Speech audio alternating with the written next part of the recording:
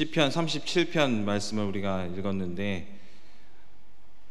말씀의 제목은 붙드시는 하나님, 부제가 있습니다. 아주 엎드러지지 않는 삶, 이런 제목으로 이 시간에 말씀을 함께 나누기를 원합니다.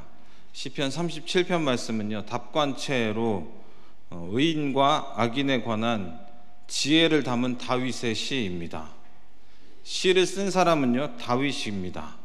표제에는 다른 이야기가 전혀 없습니다. 그냥 다윗의 시 이렇게 되어 있죠. 답관체의 시라고 했습니다. 답관체라는 것은요, 문장 첫머리에 히브리어 알파벳으로 그 순서대로 이렇게 배열한 것입니다. 한글을 예를 들면 기역, 니은, 디귿, 리을, 미음, 비읍 이렇게 순서대로 배열한 것입니다. 그것을 맨 첫머리에 넣고 이제 시를 쓴 것입니다. 매우 의도적인 시인 거죠. 그것을 담은 내용은 지혜에 관한 내용입니다. 그러니까 지혜에 관한 내용을 기억하기 쉽게, 읽기 쉽게, 암송하기 쉽게 하기 위해서 그렇게 일부러 기역, 니은, 디귿, 물론 한글로 이야기한 거지만 히브리 알파벳 순서대로 이렇게 썼습니다. 의인과 악인에 관한 여러 가지 교훈을 담고 있는데, 악인이 번영을 한다, 1절에 보면은 그런 얘기가 나옵니다. 그 번영에 관하여서, 형통에 관하여서 경건한 자가 고뇌를 합니다. 그리고 부러워합니다. 그런 유혹이 또한 찾아옵니다. 그런 가운데서 어떻게 해야 되느냐, 그 모든 일, 자신의 일들을 하나님께 맡기고 의지해야 된다, 이러한 전체적인 교훈을 가르쳐주고 있습니다. 오늘은 그 가운데서 23절과 24절을 중심적으로 살펴보면서 말씀 속에서 주시는 교훈을 우리가 깨닫기를 원합니다. 23절 한번 같이 읽도록 하겠습니다. 시작. 여호와께서 사람의 걸음을 정하시고 그의 길을 기뻐하시나니. 아멘. 여호와 하나님께서 사람의 걸음을 정하신다, 그렇게 고백합니다. 사람에 해당하는 원어의 뜻은요, 강하다, 뛰어나다는 그런 의미가 있어서 강한 힘을 가진 남자, 장정, 대장부, 이러한 뜻이 담겨져 있습니다. 그래서 다른 번역에는 그냥 사람 이렇게 하지 않고 좋은 사람, 아니면 경건한 사람, 이러한 의미로 번역을 했습니다. 37편이 의인과 악인을 대조하여서 진행되는 그런 교훈이라고 처음에 말씀을 했던 것처럼, 그것을 비춰볼 때 23절에 나오는 이 사람은 누구냐? 의인입니다. 하나님을 신뢰하는 자, 하나님을 의지하는 자, 하나님을 따르는 자, 그런 의미죠. 그리고 또 걸음은요, 문자적으로 말 그대로 발걸음인데, 시의 전체적인 의미로 볼 때는 삶의 순간순간 걸어가는 그 순간순간 생활 방식의 전체를 의미한다고 할 수 있습니다. 하나님을 신뢰하는 자의 삶을 하나님께서 어떻게 해주시느냐, 개입하시고 순간순간 그의 삶을 인도하여 주신다, 그러한 의미가 담겨져 있습니다. 또한 23절은 우리가 이제 한글로 번역한 것은 좀 의미가 딱 떠오르진 않지만 문장의 구조가 조금 바뀌어져 있습니다. 문장의 말의 순서를 바꿀 때는 무슨 의미가 있는 거죠? 강조하기 위해서 바꾸는 것이죠. 의미를 더 부여하기 위해서 일부러 강하게 이야기하고 뒤에 해야 될 것을 앞에다 두기도 하고, 이런 것처럼 말의 순서가 바뀌어 있습니다. 무엇을 강조하기 위해서 바꾸었느냐? 의인의 매 순간의 삶이 인도되어지고 결정되는 것은 바로 누구냐? 하나님에 의해서 그렇게 한 것이다. 여호와 하나님에 의해서라는 것을 강조하기 위해서 문장의 순서를 바꾸었다는 것입니다. 우리의 삶을 인도하시는 분, 그분은 누구십니까? 여호와 하나님이십니다. 그분은 우리의 걸음걸음을 정하시고 그 길을 걸어가는 모습을 기뻐하십니다. 오늘 모이신 성도님들의 인생의 걸음은 어떻습니까? 하나님께서 정해주신 길을 잘 걸어가고 있습니까? 네. 그 걸음을 걷고 계신다면, 아마 그렇다면 하나님께서 매우 흡족해 하실 것이고, 그렇지 않다면 한번 생각해 볼 필요가 있는 것이죠. 그런데 오늘 말씀에 보면은 그 뒷구절은요, 조금 의아해하기도 할 수도 있고 매우 감격적인 그런 말씀일 수도 있는 그런 내용이 24절에 있습니다. 우리 24절 함께 읽도록 하겠습니다. 시작. 그는 엎어지나 아주 엎드려지지 아니함은 여호와께서 그의 손으로 붙드심이로다. 아멘. 엎어지는 게 아니죠, 넘어지나죠. 넘어지나 아주 엎드러지지 아니함은 여호와께서 그의 손으로 붙드심이로다. 그는 앞서 말한 의인입니다. 하나님의 말씀대로 살아간 자를 의미합니다. 하나님을 의지하는 삶을 살면 하나님께서 어떻게 해주시느냐? 바로 하나님의 손으로 붙들어 주셔서 아주 엎드려지지 않게 해주신다, 그렇게 말씀하고 있습니다.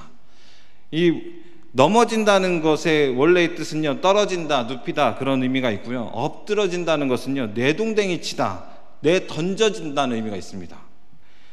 이걸 합치면 어떻게 되는 것이죠?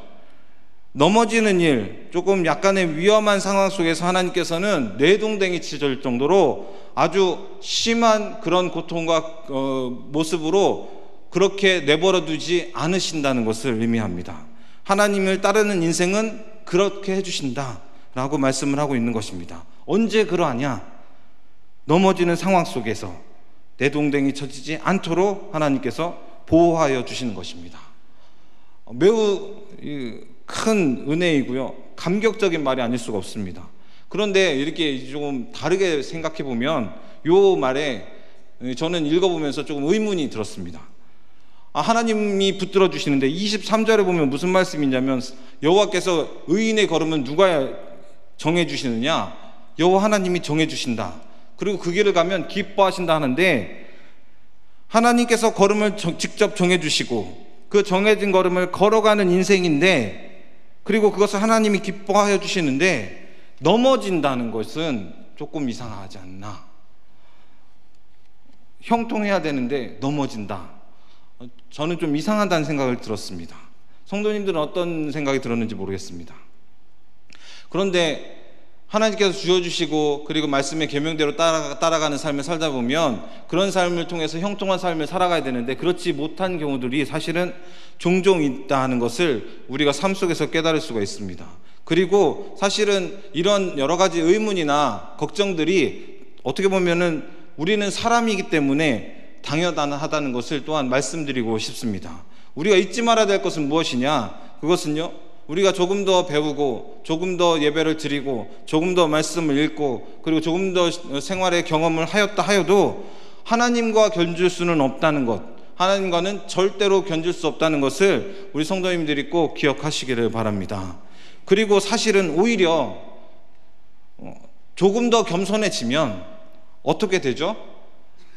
바로 옆에 사람이랑 비교하더라도 나는 옆에 사람보다도 난 더 의롭지 못해, 난 더 부족해, 난 더 내세울 게 없어, 이런 마음이 드는 것이 오히려 겸손한 자의 모습입니다.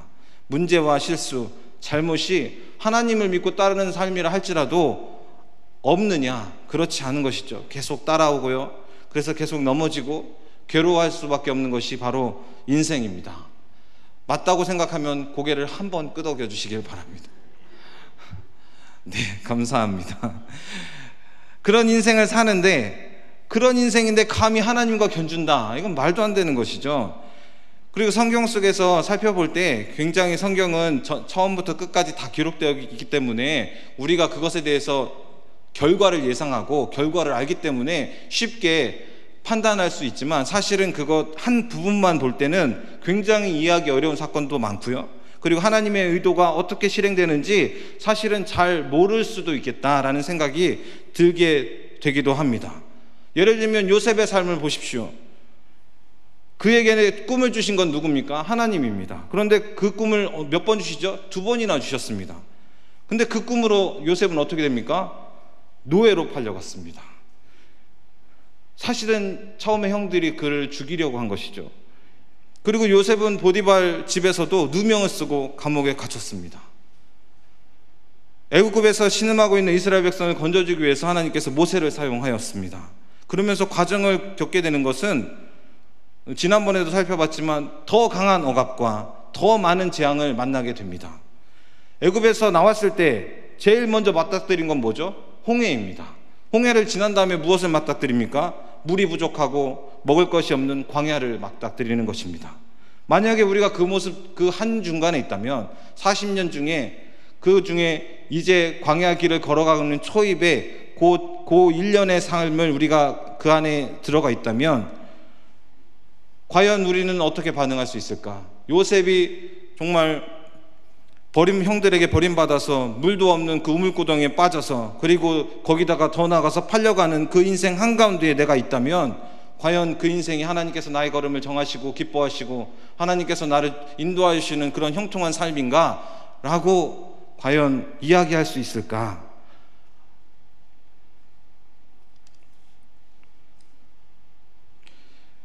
그러한 어떻게 보면 지금 앞에서 얘기했던 그런 성경의 이야기를 보면은 계속 안 좋은 일들이 계속 생긴 거죠.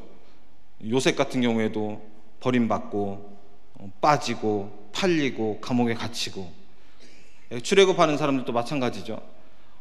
억압받고 재앙이 앞에 오고, 그리고 홍해가 앞에 오고, 먹을 것이 없고 물이 없고, 그러다가 보면은 이런 말이 있습니다. 떨어질래야 더 떨어질 데도 없다. 이미 난 바닥을 쳤다.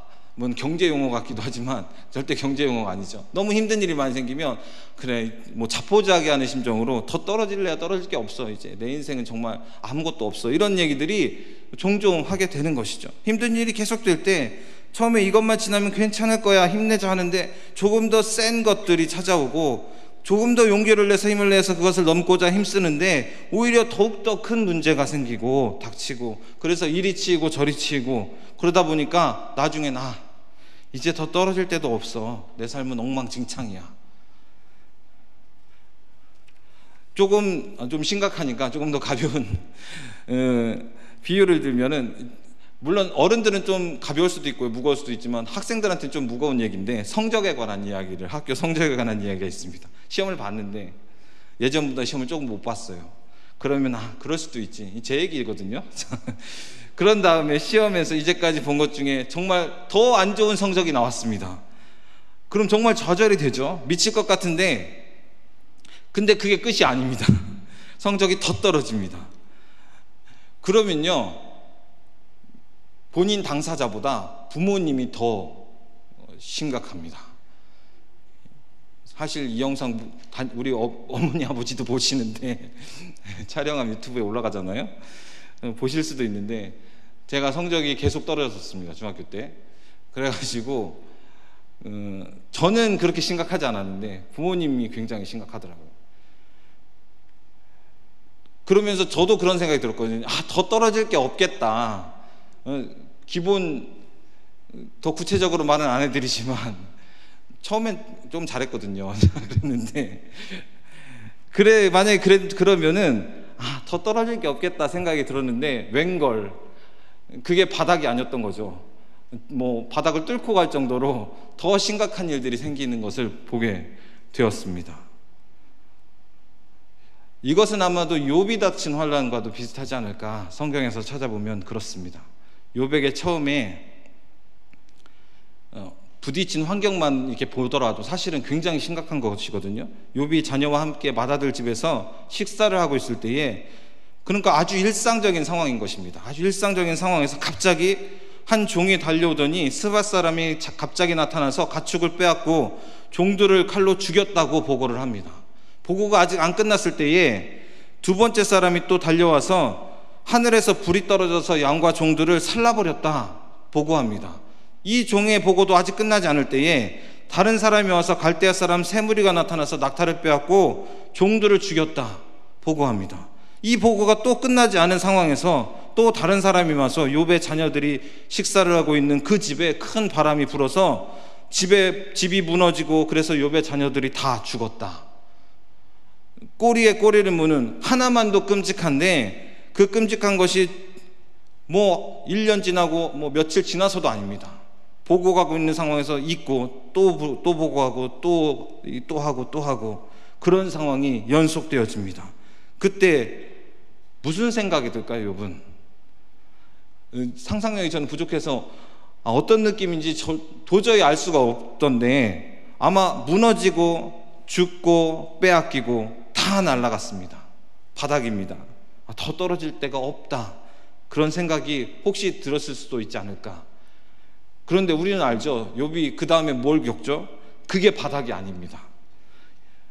욥이 발바닥부터 정수리까지 종기가 나서 그 가려움을 주체할 수가 없어서 질그릇 조각으로 자기 몸을 긁어가면서 정말로 고통을 지금 겪는 것을 참고 있는데, 옆에서 아내는 뭐라고 하죠? 하나님을 욕하고 죽으라고 하죠. 그러면서 그 재앙을 닥친 것을 볼 때 자신의 친구들이 왔을 때는 욥이 아니었던 거죠. 욥을 알아볼 수가 없을 정도로 비참한 상황이 된 것입니다. 말 그대로 진짜 목숨만 남은 그런 상황이 돼버렸습니다. 우리의 인생 중에는 어떤 일들이 있습니까? 흔히 믿는 자에게도 시험과 환난이 닥칠 수 있다, 그런 이야기합니다. 그리고 실제 현실에서도요, 예수님을 믿고 따르는 이들에게 수많은 사건과 사고가 생기고 수많은 어려움에 고통을 받기도 합니다. 그리고 그것이 결코 짧지 않습니다. 한 주 지나면 해결되면 좋은데 한 달 지나면 해결이 안 되고 1년 지나도 해결이 안 됩니다. 결코 짧지 않은 그러한 고통을 겪고 있는 성도님들이 또한 있을 줄 압니다. 그럼에도 오늘 말씀에서 무엇이라고 하느냐라는 것입니다. 하나님을 신뢰하는 자, 예수님을 믿고 따르는 자들이 어떤 삶의 태도를 보여야 하는가, 그것을 오늘 말씀을 통해서 말씀해주고 있다는 것이죠. 그리고 실제 하나님은 어떻게 하나님을 신뢰하는 이들을 인도하시는지를 보여주고 있다는 것입니다. 24절을 우리 다시 한번 읽어보도록 하겠습니다. 시작. 그는 넘어지나 아주 엎드려지지 아니함은 여호와께서 그의 손으로 붙드심이로다. 아멘. 여호와의 손으로 붙들어 주신다, 그렇게 말씀합니다. 내동댕이 쳐지지 않도록 보호해 주신다, 분명히 말씀하고 있습니다. 하나님께서 인도하시는 길이니까 절대로 환난이나 어려움이 없다, 평탄한 길이다, 이것이 아니고요, 하나님께서 인도하여 주시니 어떤 어려움이 있더라도 나와 함께 하신 하나님 믿고 나는 그 믿음을 걷겠다, 그렇게 고백하고 인생을 걸어가면 하나님께서 약속하여 주셨습니다. 하나님의 손으로 붙들어 주십니다. 붙들어 주신다고 약속하였습니다. 그럼 이제 우리가 어떻게 살아가야 하느냐가 중요합니다. 그럼 우리는 어떤 삶을 살아가야 되겠습니까? 그 약속을 믿고 어떻게 인생을 걸어가야 될까요? 한 가지만 말씀을 드리면, 자신에게 주어진 일에 지혜롭게 대처하면서 성실하게 살아가야 됩니다. 굉장히 좀 당연한 이야기인 것 같긴 하지만 잘 이해하셨으면 좋겠습니다. 자신에게 주어진 일에 지혜롭게 대처하면서 성실하게 살아가는 것, 그것이 굉장히 중요합니다. 2020년의 첫 번째 오후 예배 때 출애굽기 4장 말씀을 보면서 막으신 하나님에 대한 말씀을 잠깐 하면서 일희일비하지 말아라, 그런 일희일비하지 않는 인생을 살았으면 좋겠다, 그렇게 권면을 드렸습니다. 그 연장선상으로요, 우리는요, 우리에게 주어진 삶에서 지혜롭게 대처하면서 자신의 삶을 성실하게 살아가야 합니다. 종종 이제 믿음이 많이 있으면 이렇게 생각할 수가 있습니다. 하나님께서 인도하시는 삶이니까 23절에 나오잖아요. 여호와께서 사람의 걸음을 정하시고 그 길을 기뻐하신다. 하나님께서 다 정해주셨다. 하나님께서 인도해 주시는 삶이다. 그러니까 나는 그 위에 딱, 예수님이 이렇게 있으면 나는 그 위에 딱 올라타가지고 그렇게 가는 걸음을 걸어가면, 그러니까 소위 말하면 손 놓고 가만히 있어도 하나님께서 나를 인도해 주실 거야, 좋은 길로 걸었게 해 주실 거야, 문제를 다 해결해 주실 거야 라고 생각한다는 것이죠. 잘못된 생각입니다.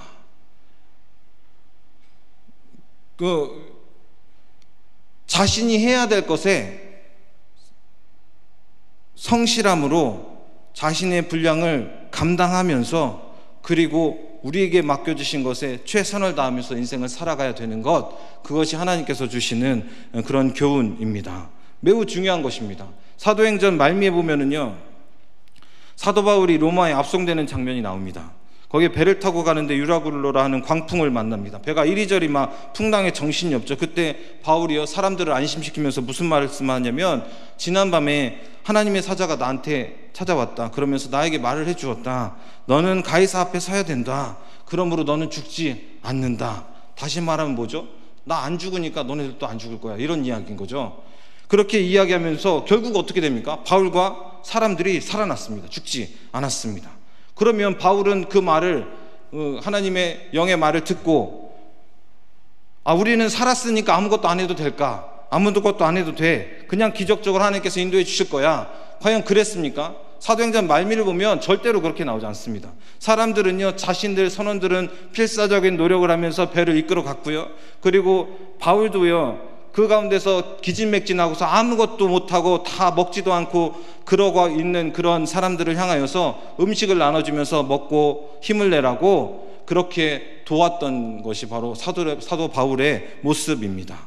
우리가 힘들고 괴로운 상황 속에서도 해야 할 일이 있다는 것입니다. 각 상황 속에서 각자 최선을 다해야 합니다.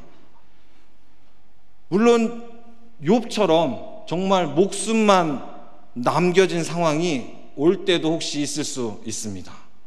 아무것도 손 쓸 수가 없는 그러한 상황이 올 수도 있는데, 그럼에도 불구하고 오늘 말씀을 꼭 기억하시기를 바랍니다. 절망하지 마시기를 바랍니다. 낙심하지 않고 하나님을 신뢰하면요, 하나님의 도우심으로 그 도우심이 오히려 더 확실하게 나타날 줄 믿습니다. 여호와의 손이 붙들어 준다 하였습니다. 그 하나님의 역사심을 반드시 경험하게 될 줄 믿습니다. 2015년에 그 홈쇼핑 중에 그 가수가 이제 홈쇼핑에 나와서 귤을 파는 그런 홈쇼핑을 한 적이 있습니다. 혹시 보셨더라도 기억이 안 나시겠지만, 귤이 빛나는 밤에라는 타이틀로 이 가수가 7집 쇼케이스를 이제 쇼핑몰에서 한 거죠. 그러면서 귤 1000세트를 파는데 7집 음반과 동화책과 사진, 직접 자기가 찍은 사진 엽서와 직접 재배한 귤 1kg를 합쳐서 이제 홈쇼핑에다 내다 파는 겁니다. 쇼케이스를 이제 홈쇼핑에서 하면서 굉장히 좀 감성적인 노래를 부르는 그런 가수입니다. 루시드 폴이라는 가수인데, 혹시 아는 젊은 분들도 잘 모를 수도 있는데,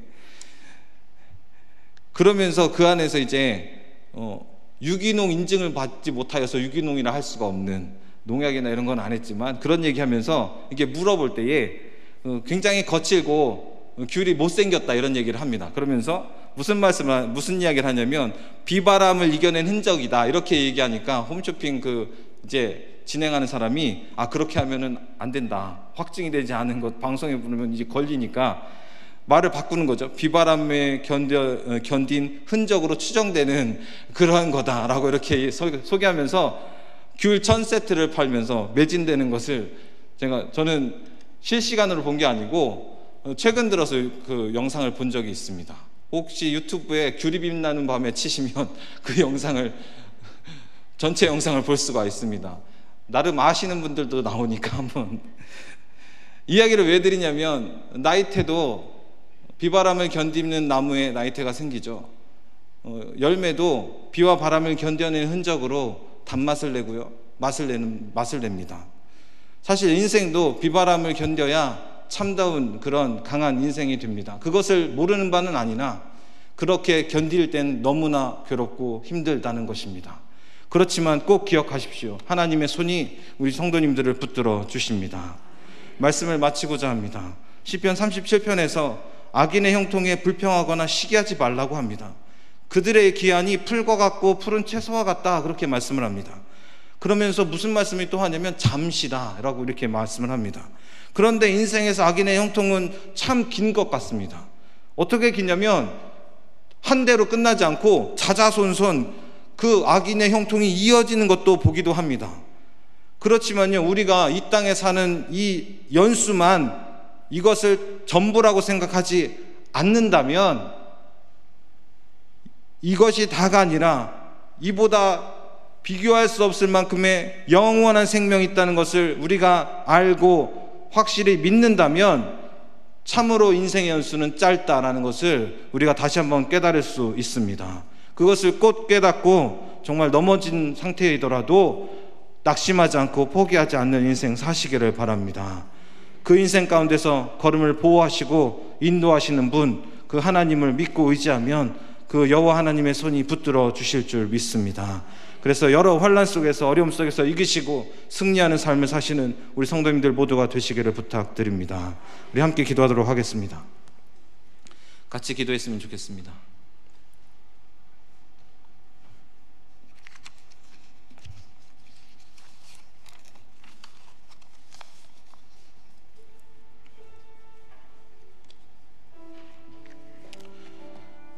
지금 신종 코로나 바이러스로 많은 어려움들이 있습니다.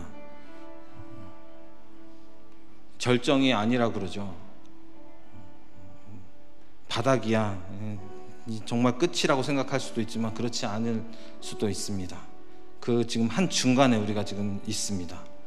인생 중에 여러 가지 어려운 일들이 있어서 그 지금 한 중간을 보내고 있는 성도님들이 혹시 있을 수 있습니다.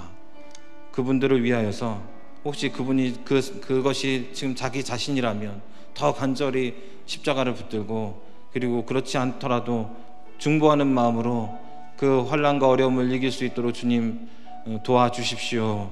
반드시 주님께서 붙들어 주시고 그 걸음을 인도하여 주신다고 말씀하신 것을 우리가 이 시간에 보았습니다. 들었습니다. 내가 그것을 믿습니다. 주님 붙들어 주십시오. 여호와의 손으로 붙들어 주십시오. 이렇게 우리 함께 중보하였으면 좋겠습니다. 그래서 어려움들 중에서도 하나님만 의지하는 그러한 믿음이 더 자랄 수 있는 좋은 그런 귀한 기간이 될 수 있도록 주님 함께하여 달라고 우리 이 시간에 함께 중보하며 나아가기를 원합니다. 주여 한번 외치고 함께 기도합니다. 주여